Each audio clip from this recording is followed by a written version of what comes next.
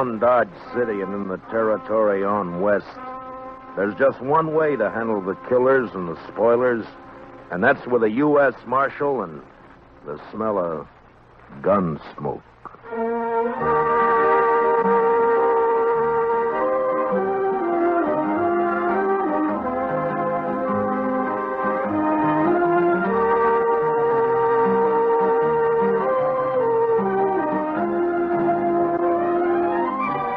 Gunsmoke, starring William Conrad. The story of violence that moved west with young America.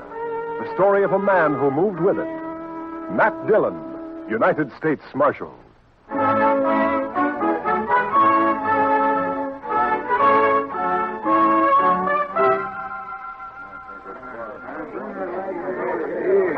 Howdy, Marshal. Hello, Mr. Biggs. Can I give you a hand? No. This is the last batch here. Hey, wait till the flies get to these buffalo hides in the morning and be enough vultures overhead to keep the place in the shade for a week. Yeah. You'll sure have your hands full by tomorrow night. It looks that way. When these boys turn them hides into cash, they'll bite the corks out of every bottle in town. And some of them look mean enough sober. Yeah. Well, you better bed down and get some sleep, Mr. Biggs. Where are your boys? I don't know.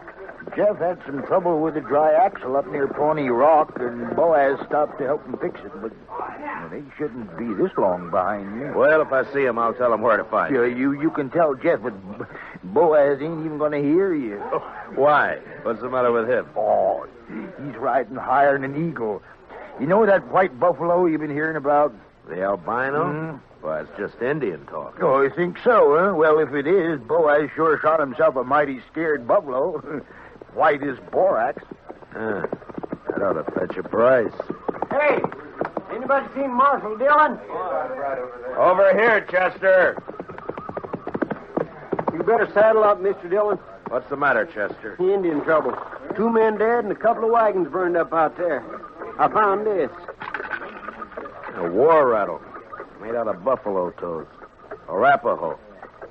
Well, they haven't been making any trouble. Well, these did. I was topping a hill when I saw the wagons go up in fire. It was Indians, all right. I saw one ride off. That's funny. I never heard of Arapahoes attacking at night. How far out, Chester? 10 mile, maybe, toward Pawnee Rock. Pawnee Rock? Marshal, my sons was coming from there. Easy, Mr. Biggs. Lots of wagons in the territory. Marshal, I didn't see another wagon between here and Pawnee except the ones we had, but the Indians killed my boys. There's only one way to make sure, Mr. Biggs. Saddle up and ride over to my office. I'll be with you as soon as I can get my horse.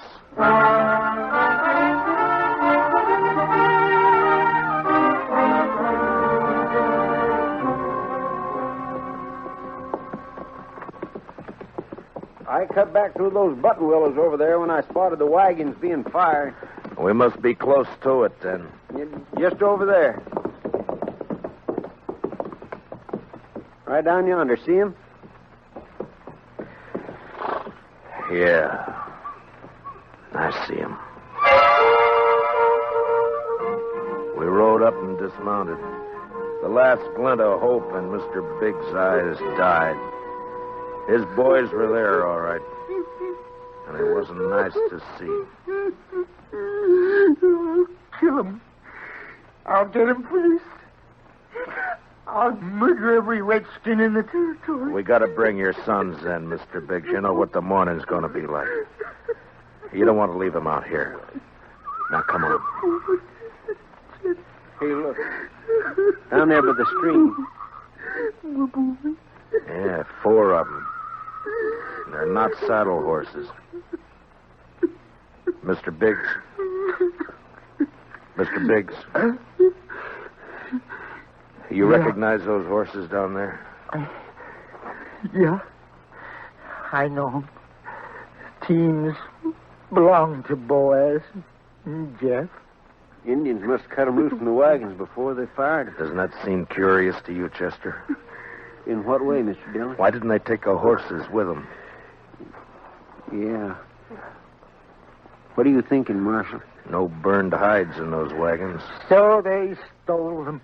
Yeah, they stole them. But Boaz and Jeff both have their rifles there beside them, and the horses are left behind, too. Horses and guns are the first things Indians would go for.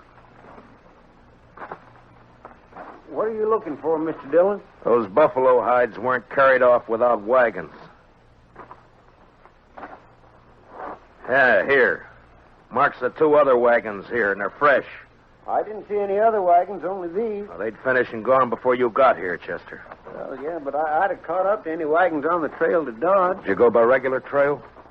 Well, no, I figured the Indian I saw wasn't alone. I didn't want to get bushwhacked further on. You didn't see any Indian, Chester. But, Mr. Dillon, just as plain No Indian would leave guns and horses.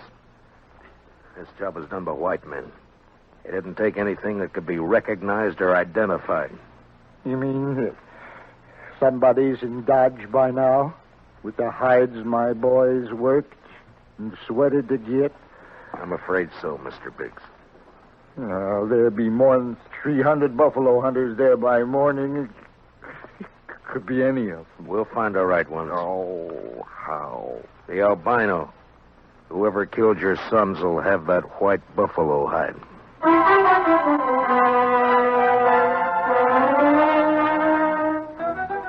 It was almost sunup when we got back to town, and more wagons had jammed the main street lining up for the unloading barns.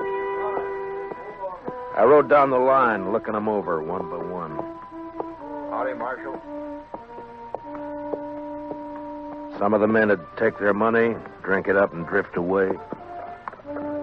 Few would stay long enough to be buried on Boot Hill. Then suddenly a wagon driver up ahead pulled out a line. Oh, hey, wait a minute, Jim. Oh, hold it there.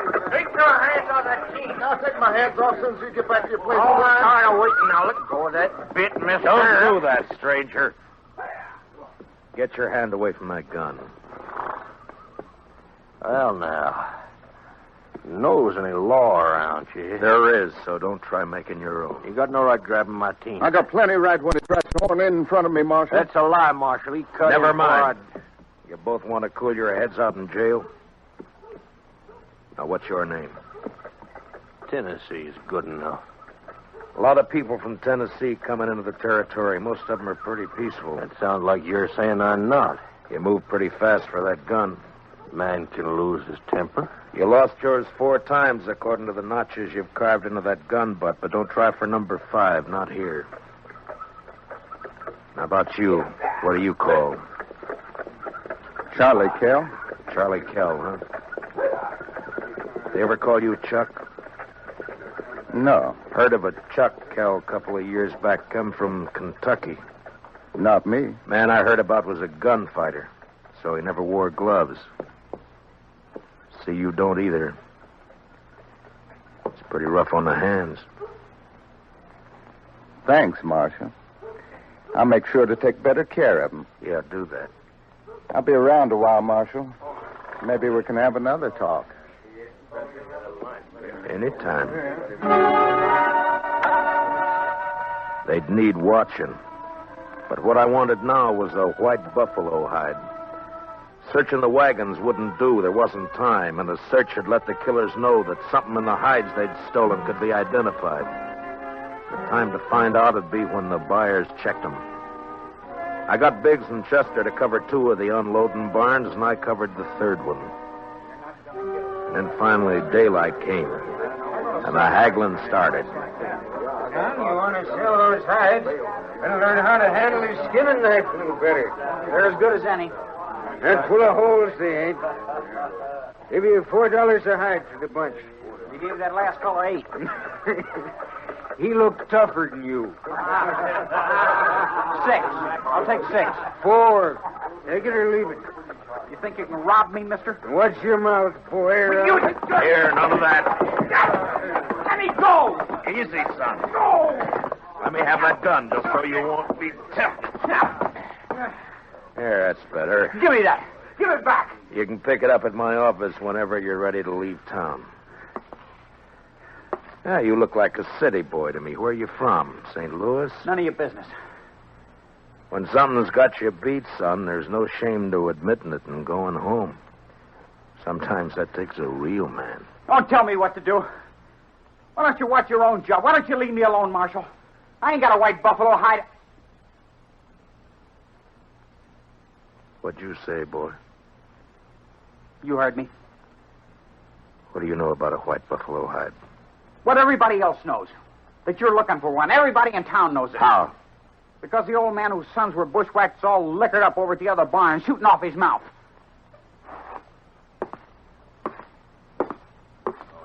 Don't go away mad, Marshal.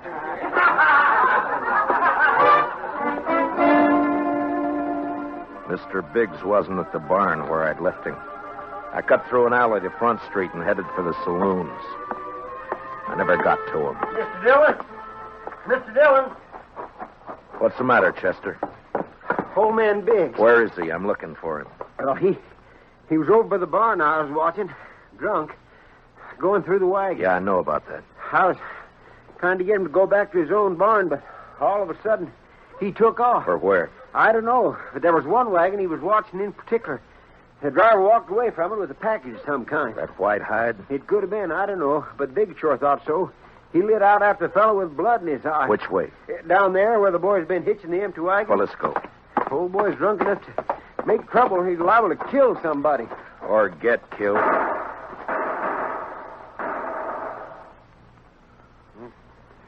Too late, Mr. Dillon. Yeah. It came from there behind that row of wagons. You stay here, Chester. Be careful, Mr. Dillon. When I rounded the corner wagon, Mr. Biggs was sprawled across a wagon tongue, his eyes dead and open, staring at the ground. And standing over him was Tennessee, a smile on his face, and his gun extended to me butt first. Looks like I'm in the mighty trouble, Marshal. He's dead, Tennessee. That's more than a mite. You take my gun for a while. You mean until after you hang? Wasn't figuring to be that serious. Not when a drunk follows me out here and throws down on me. If you're figuring on self-defense, forget it. Look at his gun. It isn't even cocked. Well, it's out of his holster, Marshal. That's enough. Law don't say I have to wait till he kills me.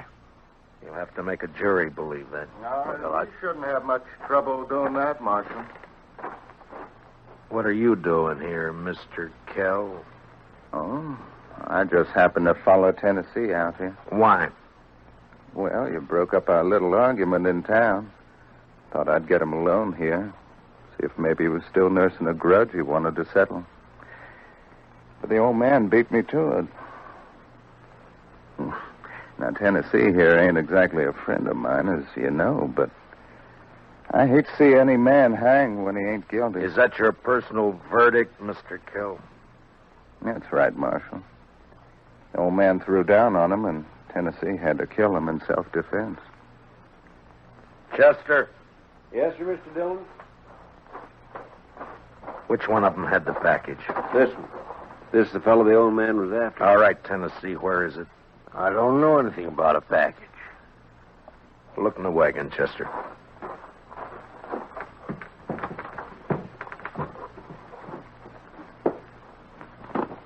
See anything? Nothing here. I reckon you can give my gun back to me now. All right, Tennessee. Here. Thanks. But if you decide to use it again while you're in Dodge or any place else in Kansas, I hope I'm there when you do.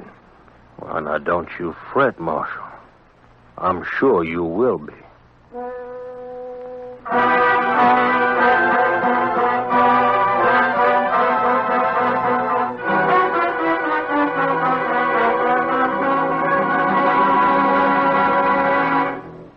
We will return for the second act of Gunsmoke in just a moment.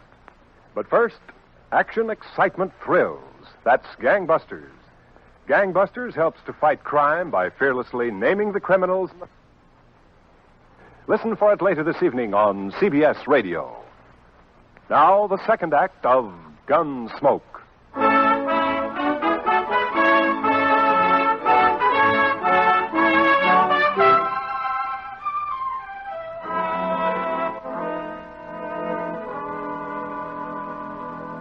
Just before sundown, we buried old man Biggs and his two sons up on Boot Hill.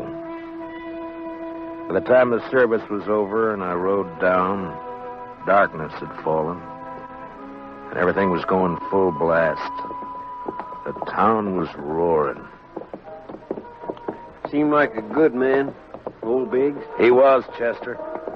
So were his boys. Yeah, but there are too many men like Tennessee and Cal coming in, Mr. Dillon. They won't last, Chester.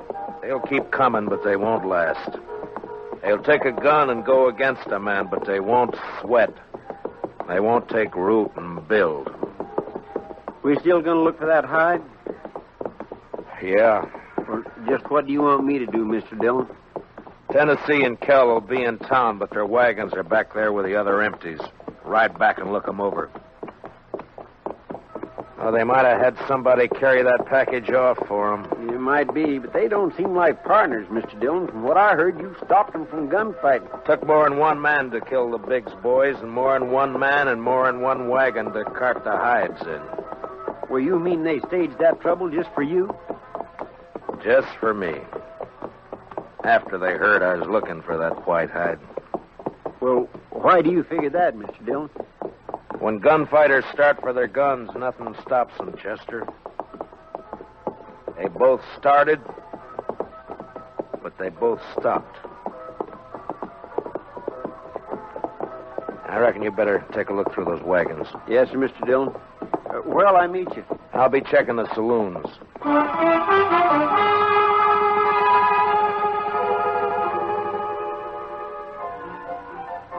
One by one, I made the stops. The Long Branch, the Alafraganza, the Texas Trail. And one by one, they got quieter as I went in. As though each place was holding its breath, waiting for something to happen. The last place was a Mexican hangout. A long, dark walk.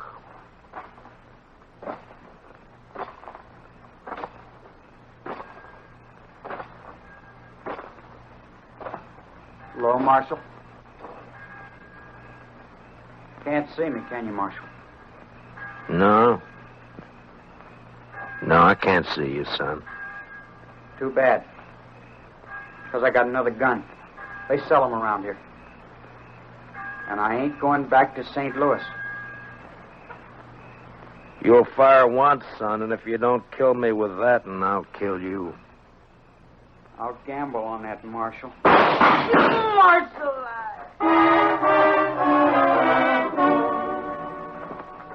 He lurched from the shadows into the street, staggered, and fell.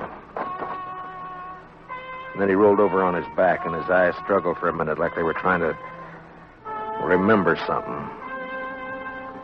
And then he went blank. Well, he was right about one thing. He wasn't going back to St. Louis. Well, what do you know? The marshal's real handy with a gun. Stay out of this, Kel. But I may have something to talk over with you later. You mean what? If you don't know it, then you got nothing to worry about. I've been hearing a lot about how fast you are with a gun, Dillon. Anything to it? I'm still alive. Yeah. This your hobby, shooting kids? He was old enough to try to kill me. I don't like it, Marshal. That's too bad, Mr. Kell. The Chuck Kell I heard about would have loved it. They said he'd killed 2 kids under 16, one of them his own brother. No, you didn't hear the whole story, Marshal. The Kell you heard about killed a marshal, too.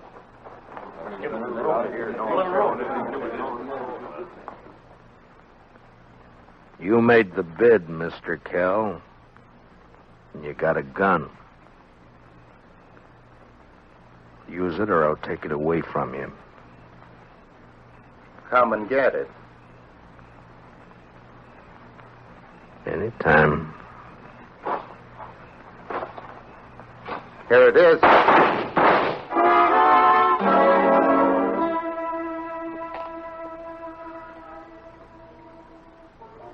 How you feeling, Mr. Dillon?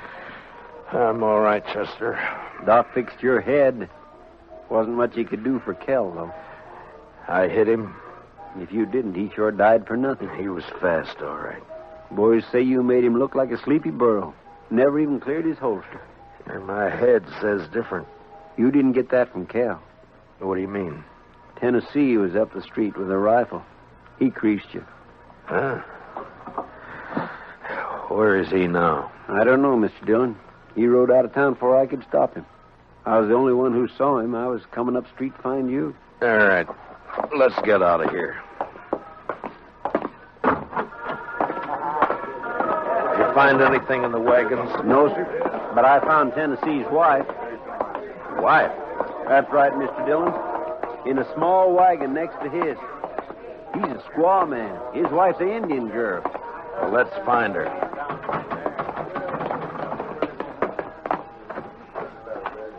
All right, Chester. Which way? Edge of town, Mr. Dillon. Well, let's go.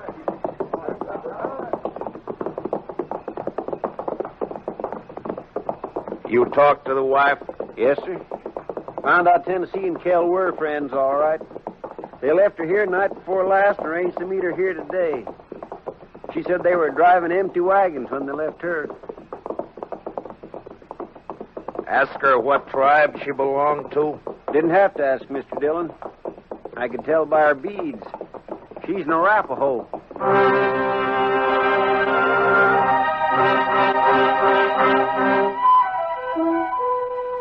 She was there, all right. Crouched by the wheel of a wagon. Her face was bloody, and she stared into a small campfire, rocking back and forth without a sound. She wasn't beat up when I left her, Mr. Dillon. Where's your husband? He gone. Gone where? He gone. Tell me which way he went, and I'll bring him back to you. No. You lawman. Your husband had a white buffalo hide, didn't he? Tell me. No. Other man killed white buffalo. Then your husband took the hide away from him? Well, he buy. He buy hide. He didn't buy him. He killed 2 men to get him. He killed with Indian paint on his face. He left an Arapaho war rattle. He wants the blame to come to your people. If the white men think the Arapahos are on the warpath, the soldiers will come. No. Arapaho peaceful. Where's the white hide? What'd your husband do with it? He tell me. Bury it. Where? Where's it buried? There. Back there. By tree. Go dig it up, Chester. And then stay with her till I get back. You going after him, Mr. Dillon? As soon as she tells me which way. All right, Mr. Dillon. You're white man. No good. Now tell me which way he went. You let him go. He not come back. I can't let him go. If I do, the soldiers will come after your people. He beat you, and he ran away from you. Now he'll bring death to your tribe unless I get him. Where did he go? He ride to where moon sleep. I rode east. Tennessee had about an hour's start, but I figured to make up most of that before sunrise. The prairie was open and flat except for an occasional roll, and the Arkansas River would keep him from cutting south. His best bet for a fresh horse would be Kinsley, and I rode hard for it. It was just turning daylight when I rode in.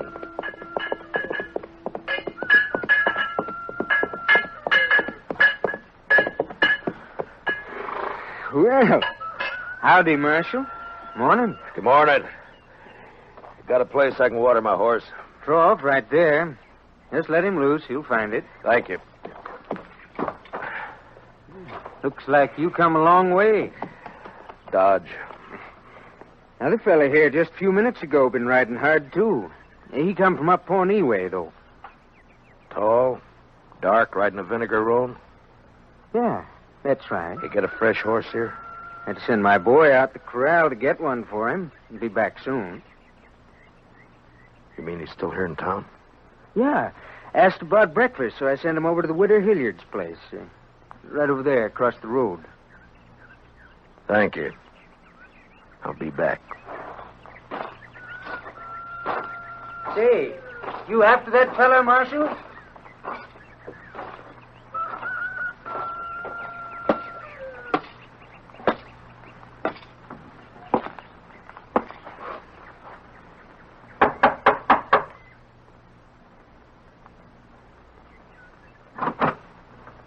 Yes? Understand you're serving breakfast, ma'am. Why, sure thing, Marshal.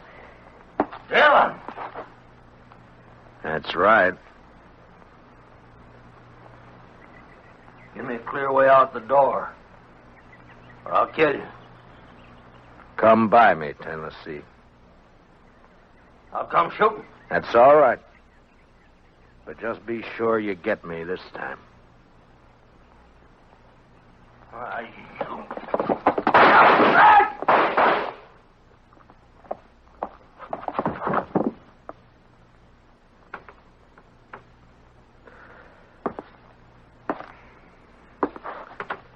You hurt, ma'am?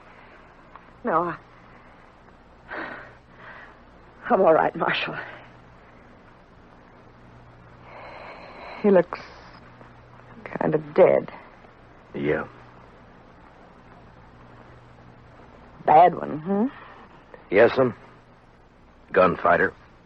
Thief. Killer. What's your name, Marshal? Dillon, ma'am. Matt Dillon. I'm sorry about... Marshal. When my husband brought me out here 15 years ago, Indians burned this place down 3 times. I'm used to killing. You want to carry him out? I'll go fix you that breakfast.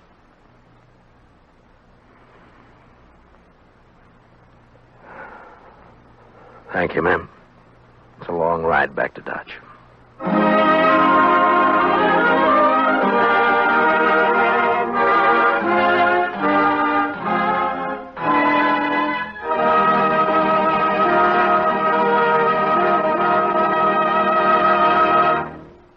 Gunsmoke, transcribed under the direction of Norman MacDonald, stars William Conrad as Matt Dillon, U.S. Marshal. Tonight's story was specially written for Gunsmoke by Joel Murcott, with music composed and conducted by Rex Corey.